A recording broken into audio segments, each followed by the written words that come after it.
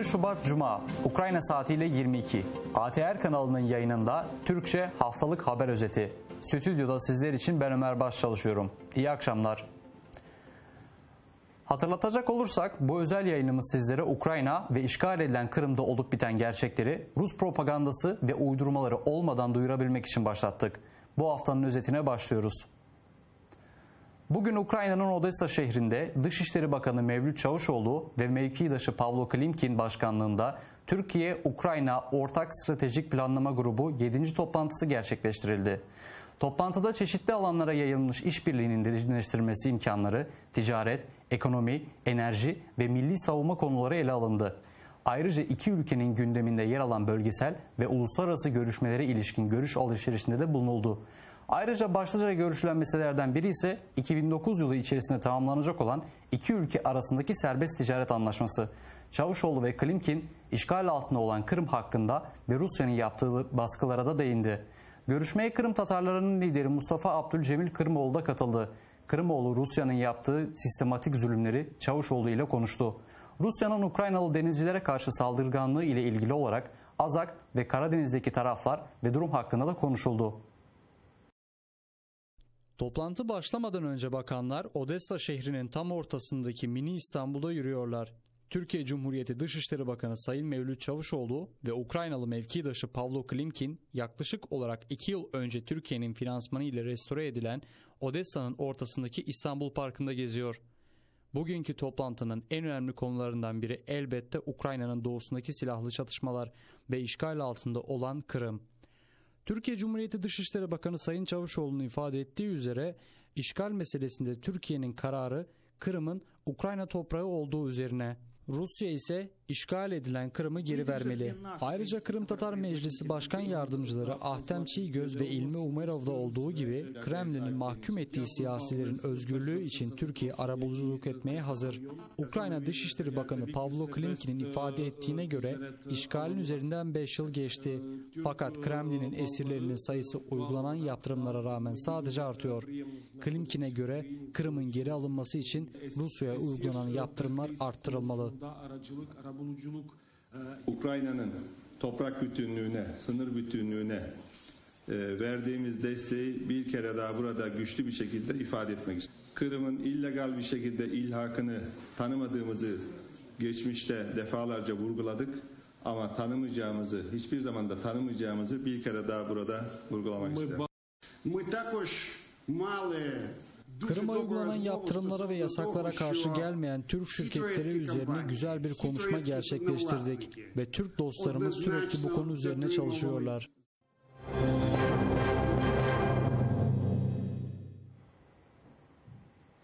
Kremlin'deki siyasi mahkumların sayısı işgal altındaki Kırım'da Rus silahları ve askerlerinin sayısı kadar hızlı artıyor. Kerç Boğazı'ndaki Ukraynalı denizcilerin zorla zapt edilmesinden ve Eden Bekirov'un bahaneyle tutuklanmasından sonra Rusya ile büyük çaplı bir çatışmanın tehdidinin de ardından geçtiğimiz cumartesi günü Kiev'de Dünya Kırım Tatar Kongresi İcra Kurulu üyeleri toplandı. Rusya'nın Kırım'ın yerli halkına yönelik baskılarının artması nedeniyle Birleşmiş Milletler Güvenlik Konseyi toplantı yapmak üzere çalışma başlattı.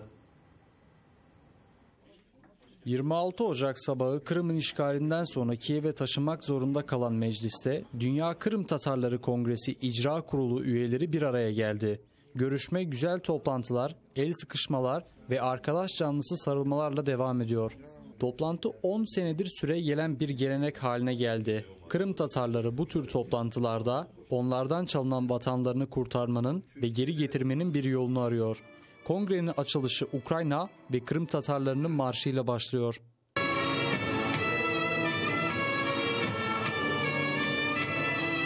FSB'nin makul olmayan aramaları, terörizm suçlamaları, tutuklamalar ve hatta cinayet.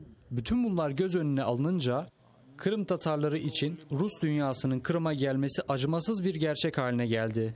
İşkence gören Reşat Ametov ya da Dünya Kırım Tatar Kongresi İcra Kurulu'nun kaçırılan üyesi Ervin İbrahimov'un kaderlerinin tekrar edilmemesi için 5 yıldan fazla bir süredir 25.000'den fazla Kırım Tatarı Yarımada'yı terk etti. Dünya Rusya'yı durduracak bir yol bulamazsa bu rakamlar gittikçe artacaktır. Единственный способ это Tek yol Kırım'ın azat edilişidir. Baskı, kaçırılma, cinayet ve zorla göçler olacağı başından tahmin edilmişti. Orada işgal altında kalan insanların haklarını korumak genellikle imkansızdır. Bu işgal rejimi ancak baskı yaparak ayakta kalabilecektir. в условиях оккупации. Этот оккупационный режим будет держаться только на репрессиях. Cumartesi günkü kongrede Rusya'nın Budapeşte Memorandumu şartlarını ihlal ettiği için Birleşmiş Milletler Güvenlik Konseyi toplantısının başlatılmasına karar verildi. Memorandum, nükleer silahların fesli karşılığında Ukrayna toprak bütünlüğünü garantilemişti. İşgal altındaki Kırım'da olan durumla ilgili gerçeği söylemek için bu toplantıda Kırım Tatar halkının temsilcileri ve İngiltere, ABD ve Rusya gibi kefil ülkelerin de temsilcileri hazır bulunmalı. Kırım'da halkımız herhangi bir rahatlama hissetmedi. Bazı yaptırımlar yapılmasına rağmen Rusya henüz zayıflığını göstermedi. Bu nedenle bugün kabul ettiğimiz temyiz başvurumuz ilgili makamlara gönderilecek ve Birleşmiş Milletler'in ilgili görüşmelere cevap vermesini bekleyeceğiz. Провели слушание исполнения Будапештского меморандума. Kırım Tatarları tarafından Kırım'daki olayların değerlendirilmesi tek yöndedir. İlhak ve işgal yasal değildir. Ve Kırım'da herkesin ilhakı desteklediğini gösteren Rus propagandasının yarattığı mitleri yok etmektir. Bizler kendi tecrübelerimizle işgalle mücadele ettiğimizi gösteriyoruz. Dünya Kırım Tatar Kongresi İcra Kurulu, Ukrayna'nın işgal edilen Kırım'ı tek başına geri alamayacağını biliyor. Ancak uluslararası yaptırımlardan Rusya çok fazla etkileniyor. Rusya belki de beklenmedik bir şekilde dünya toplumundan büyük bir baskı aldı. Bu, açıkça saldırgan olarak adlandırılan kalıcı kararlara göre Rusya'nın neredeyse dışlandığı Avrupa Konseyi'nin faaliyetlerinden açıkça görülmektedir. Dünya Kırım Tatarlarının sayısız diasporalarıyla birlikte bugün Kırım'ımızı, vatanımızı özgürleştirmenin bir yolunu bulmak için buradayız. Ve ortak çabalarla Allah nasip ederse bir gün vatanımıza geri döneceğiz. Türlü devletlerde yaşayan diasporamız. Rusya kendisini Kırım'ın işgaliyle sınırlayamaz. Kongre toplantısında Yarımada'daki ordunun sayısının 300 bine ulaştığı, Kerç Köprüsü üzerine çok sayıda ağır silahlar nakledildiği belirtildi. Bu tam kapsamlı bir uluslararası çatışmanın başlangıcı olabilir. Ukrayna'nın bütünlüğünü güvence altına alan ülkelerden birinin güvenceyi ihlal ettiği, kendisinin de saldırgan olduğu ortaya çıktı. Hatta bizzat kendisi Ukrayna'nın bir parçasını ilhak, diğer bir kısmını ise işgal etti. En başta Romanya işgali tanımayı ve Romanya, Kırım'ın işgalini kınadı.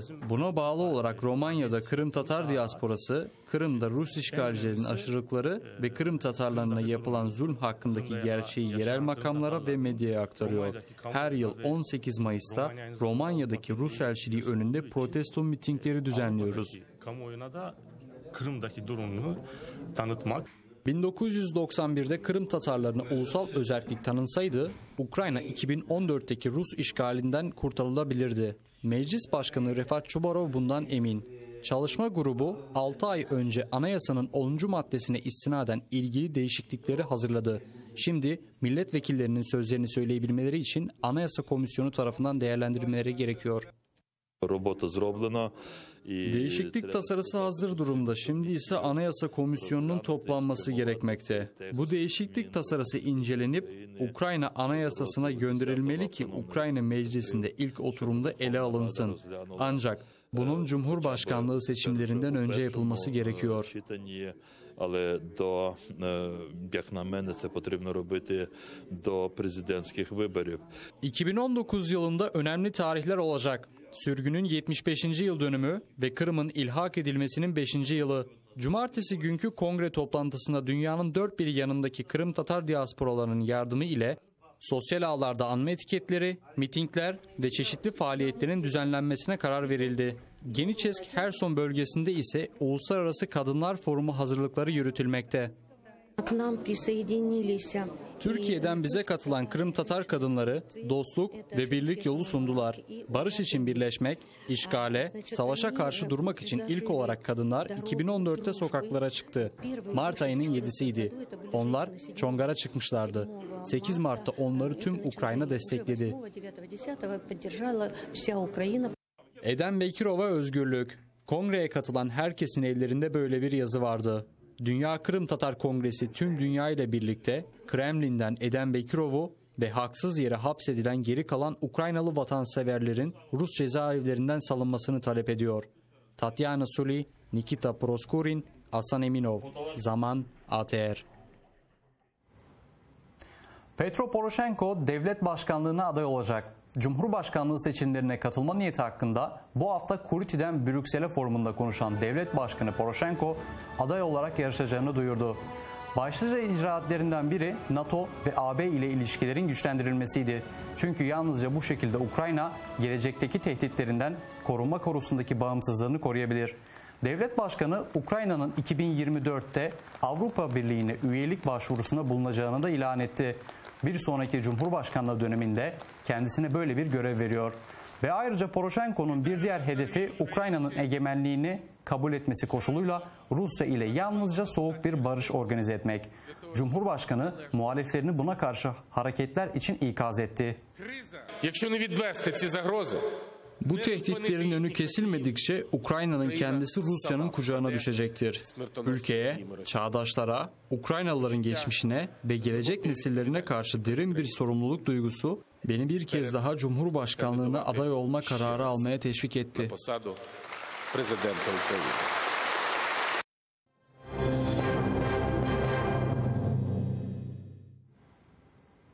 Ruslan Turubaç ve Hasan Çapu için verilen yazılı taahhüt reddedildi ve hiçbir şey hatırlamayan tanıklar sorgulandı. Böylece Vecihi Kaşka davasında sanıkların bir sonraki duruşması sona erdi. Tutuklanmasından bu yana ilk kez haksız yere Kırım Tatarlarından para almakla suçlanan 4 kişi de Simferopol hapishanesinin koğuşundan değil, evlerinden mahkemeye geldi.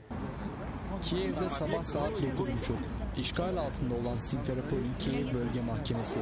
Kırım Tatarlarının bir sonraki duruşması. Burada Vecihi Kaşka davasında tanıkları dinliyorlar. Mahkeme salonunda Hasan Çapu, Ruslan Turubaç, Bekir Değirmenci ve Kazım Ametov. İlk defa buraya kendileri Simferopol cezaevinden değil, evden geldiler. Geçen hafta 4 kişi de ev hapsine bırakıldı. Onları sokakta bekleyenler bugün masumların beraat edeceğinden emin. Vatandaşlarımızdan 4'ünü bir Türkiye vatandaşından iddia edilen parayı gasp etmekle suçlamaya çalışıyorlar. Halbuki bu vatandaş bir sahtekar, haydut ve jigolo. Kendisi daha evvel parayı çalmış, özel operasyon esnasında Kırım Tatar Milli Hareketi'nin emektarı Vecihi Kaşka'nın ölümüne sebep olmuştur.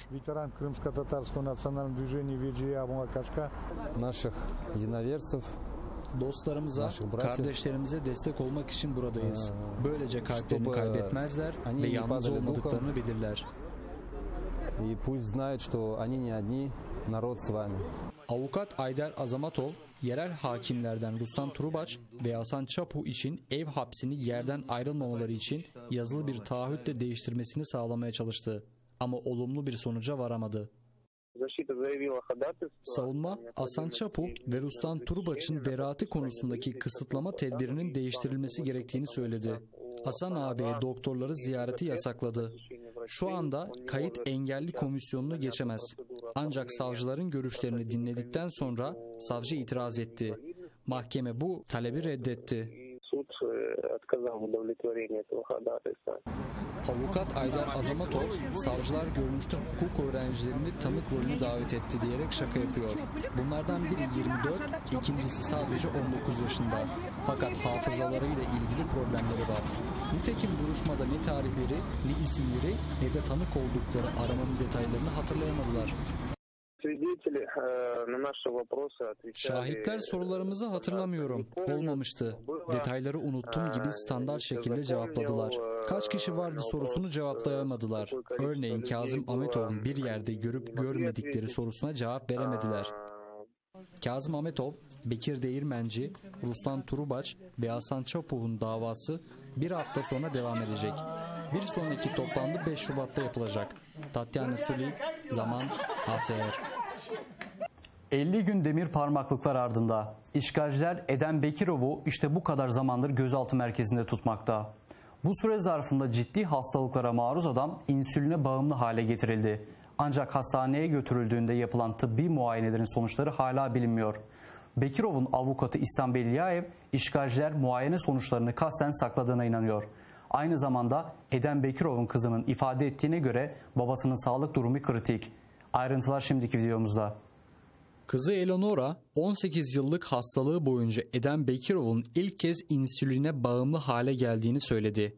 Kapsamlı bir araştırma yapmak yerine işgalcilerin sözde muayenesi ve tedavisinden sonra kendisi bu kontrendike ilaca alıştırıldı. Şimdi Bekirov günde 3 kez kendisine iğne yapıyor ve sağlığı gittikçe kötüleşiyor. Ona hazır şırıngalar veriliyor. İçinde ne tür ilaçlar olduğu bilinmiyor. Çünkü ampulü kendisi açmıyor. Onlara göre insülin. Ve bir sorun var. Neden kendisine günde 3 defa yani bu kadar çok doz veriliyor? Ve gerçekten insülin mi? Eleanora'nın ifade ettiğine göre babasının kullandığı enjeksiyonlardan sonra yüzü şişti ve kan enfeksiyonuna yol açabilecek bir bacak yarası var. Öksürük ve nefes darlığı yaşıyor. Ayrıca Eden Bekirov sadece oturarak uyuyabiliyor. Zira bu kötüye işaret. Amosov Hastanesi'nde bir kalp ameliyatı geçirdiklerinde doktor tarafından uyarıldık. Doktor eğer baban oturarak uyursa daha uygun olduğunu söylerse onun durumu kritik olduğu anlamına gelir. Bir koronografi yapmanız gerekir demişti. Avukata göre oturarak uyuyor. Yani bu hem diyabet hem de kalbinin durumu kritik olduğunu gösteriyor. Eden Bekirov 15 Ocak'ta hastaneye kaldırıldı. Avukat İhsan Belliaev 3 gün boyunca orada kaldım. Ancak test sonuçları hala bilinmiyor dedi. Savunma Cezaevi Müdürü ve tesisin tıbbi birimlerine her türlü ilgili evrak yollanıldı ve talepte bulunuldu. Bir avukata göre gelecek hafta işgalci mahkeme Kırım Tatarı'nın gözaltı süresinin uzatılmasını planlıyor. Avukatın yargılama sonuçlarının ne olacağına dair bir fikri ise yok. Peri masallarına inanmam. Nasıl bir karar olacağını tahmin edebiliyorum.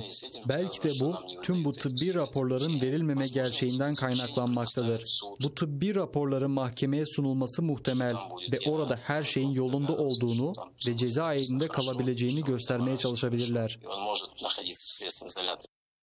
Herson bölgesi Novoaleksiyevka'da yaşayan Eden Bekirov, 12 Aralık'ta işgal altındaki Kırım'ın idari sınırında Rus güvenlik güçleri tarafından gözaltına alındı. Kırım Tatar aktivist silah almak, depolamak ve taşımakla suçlanıyor. Eden Bekirov diyabet hastası ve bir bacağı kesildi ve iltihaplı yarası günlük pansuman gerektiriyor. Elena Stetsuk, Hasan Eminov, Zaman, ATR. Bu haftanın önemli konularındaki özetimiz bu kadardı. Daha fazlası ve güncel haberler için atr.ua sitemize abone olabilirsiniz. Bizler Ukrayna ve işgal edilen Kırım'daki gerçekleri sizlere duyuruyoruz. Gelecek hafta aynı gün ve saatte görüşmek üzere.